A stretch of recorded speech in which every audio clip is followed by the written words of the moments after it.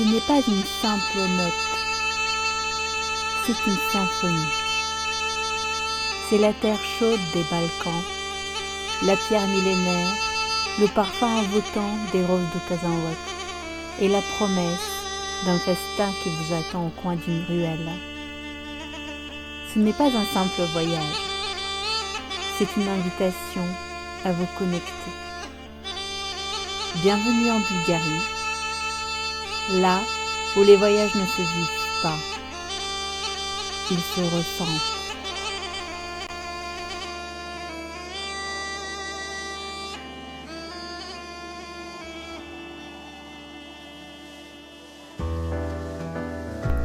Tout commence à Sofia, où l'histoire est un millefeuille vivant. Vous pensez connaître une capitale européenne? Oubliez, cette ville a des strates, littéralement. Vous attendez le tram, vous baissez les yeux, vous êtes sur une rue romaine vieille de 2000 ans.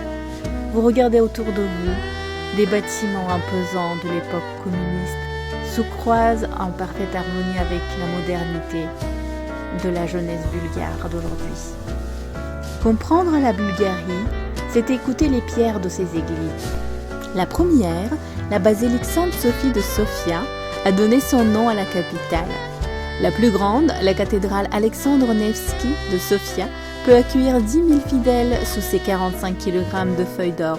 Son dôme central s'élève à 45 mètres de haut. La plus ancienne, l'église Saint-Georges de Sofia, est une rotonde de briques rouges du IVe siècle, nichée dans une cour entre des bâtiments modernes, un symbole parfait de l'histoire stratifiée de la Bulgarie. Direction le monastère de Rila. Le silence ici n'est pas une absence de bruit, c'est une présence. C'est le poids des fresques qui vous observent, le murmure des pierres séculaires. Ce n'est pas un musée, c'est un cœur qui bat. Et près de là, à Bachkovo, on touche à l'intimité pure, dans un jardin secret où le temps a suspendu son vol.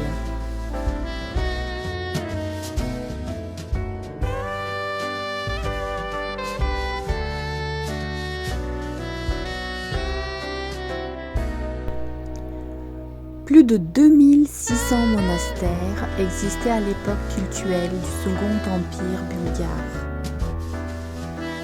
Plus de 160 monastères restent actifs et préservés aujourd'hui, dont environ 40 fonctionnent comme des communautés monastiques vibrantes. La Bulgarie compte d'innombrables églises. Presque chaque village, aussi petit soit-il, possède une église orthodoxe. On en estime des milliers à travers le pays.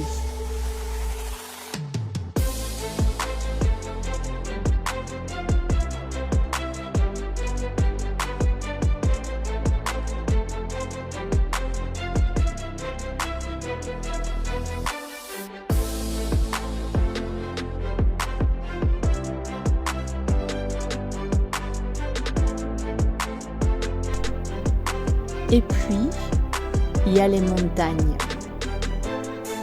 Entre la ville des Tsars et les petits villages pittoresques, ici, le paysage est une étreinte. On a envie de s'y perdre, de se laisser aller, de déguster un vin d'un cépage unique, un autre d'un cépage vieux de l'époque des Thraces.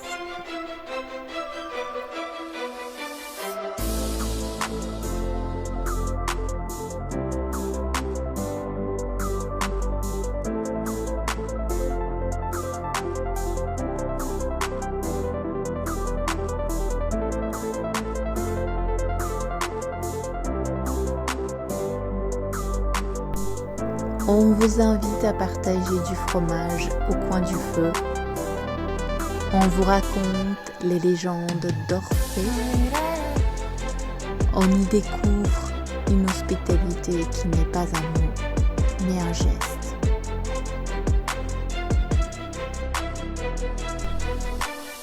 Mais la Bulgarie, c'est aussi un pouls qui bat fort. À Plovdiv, l'antique cité, on se perd dans le quartier de Kapana. L'air sent le café, l'argile fraîche, la création pure. C'est l'énergie d'un peuple qui réinvente son patrimoine.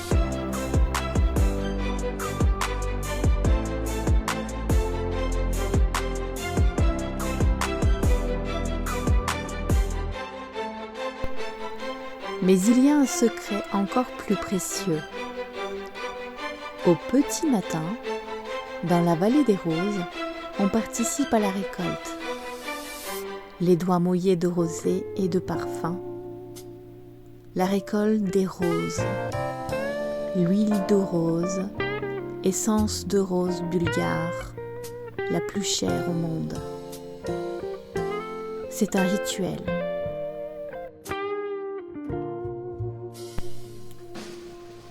Et sous ces mêmes collines, les tombeaux traces gardent encore les secrets des rois guerriers. Ici, l'histoire n'est pas écrite dans les livres, elle est enfouie, palpable.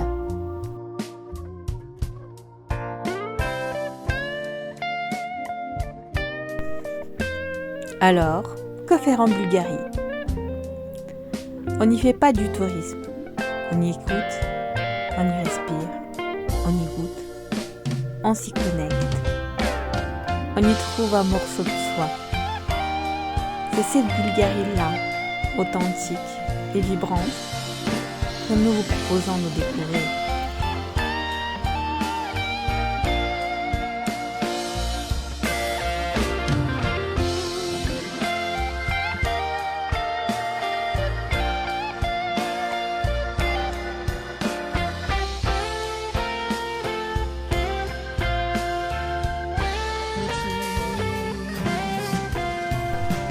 Et la mer, elle n'est pas celle que vous croyez. Au nord, c'est le vent, le drame des falaises de Kaliakra. Au sud, la douceur de Neseba, une ville-musée surgit des eaux, inscrite au patrimoine de l'UNESCO dans les années 80.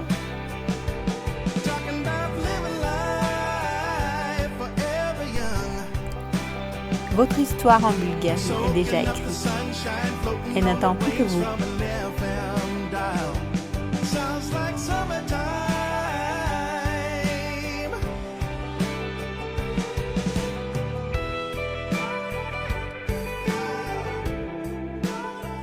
Oh, sun dropping on the west side, fire popping in the sky, turning up on them all night, good vibes.